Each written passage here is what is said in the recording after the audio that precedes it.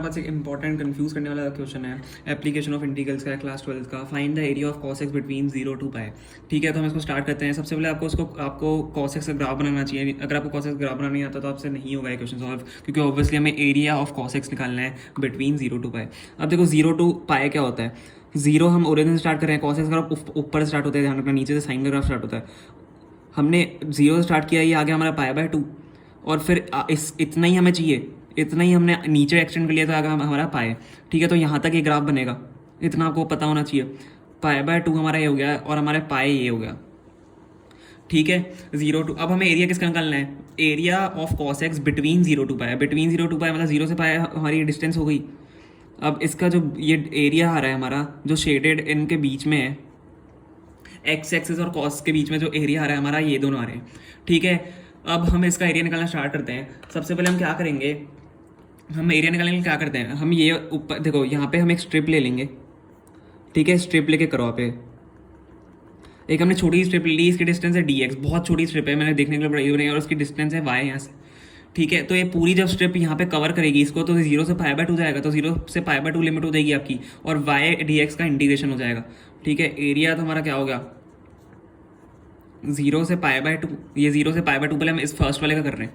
ठीक है, 0 से पाई/2 y dx, तो हमारा y मतलब cos x है, y हम cos x मान रहे हैं, तो y dx का यहाँ पे इंटीग्रेशन हो रहा है। प्लस अब देखो ये नेगेटिव में है, ये नेगेटिव में तो मेरे को नेगेटिव वैल्यू चाहिए नहीं, इसलिए मैं मॉड लगा सकता हूँ।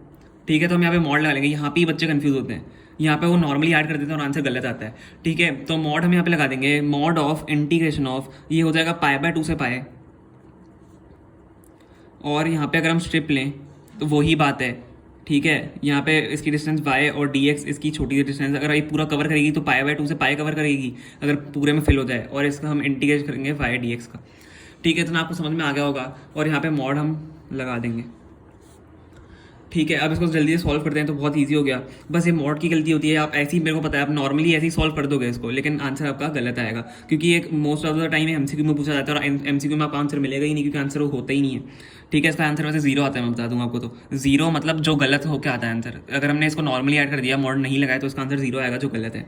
ठीक है, 0 से पाई y dx मतलब इंटीग्रेट करना है 0 से पाई/2, सॉरी पाई/2 है, cos x dx प्लस पाई/2 से मॉड लगा देते हैं, पाई/2 से पाई cos x dx।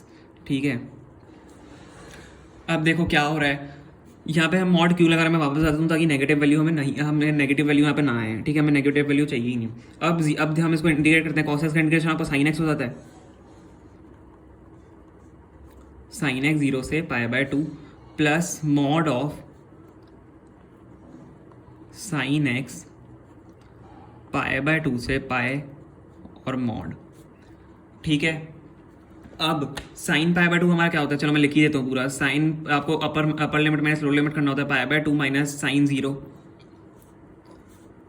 Plus mod of आपका हो जाएगा साइन पाई माइनस, ठीक है, upper limit minus lower limit, pi minus sine पाई/2। ठीक है, अब देखो क्या हो रहा है, साइन पाई यहाँ पे क्या होता है हमारा 1 होता है, सॉरी साइन पाई/2 हमारा 1 होता है, 1 माइनस साइन 0 तो आपका 0 हो जाता है, प्लस आपका मॉड्यूलस में आएगा, साइन पाई हमारा 0 हो जाता है, और साइन पाई/2 हमारा वापस 1 होता है, -1। अब देखो क्या हो रहा है, अगर यहाँ पे मॉड नहीं होता तो आप 1 माइनस 1 कर देते तो 0 आ जाता। अब यहाँ पे अगर हमने मॉड लगा दिया तो चाहे माइनस में हो चाहे प्लस में हो, मॉड में सारी वैल्यूज पॉजिटिव होती हैं, तो 1 माइनस 0 का हटा देते हैं, +1 हो जाएगा। -1 का अगर मॉड करोगे तो 1 आएगा, तो +1। तो इसका आंसर आपका क्या आ गया, इसका आंसर आपका 2 यूनिट्स यहाँ पे निकल के आ जाता है, और आपका यही आंसर है। ठीक है, इस क्वेश्चन को ध्यान रखना, बहुत इंपॉर्टेंट क्वेश्चन है और 100% आ सकता है।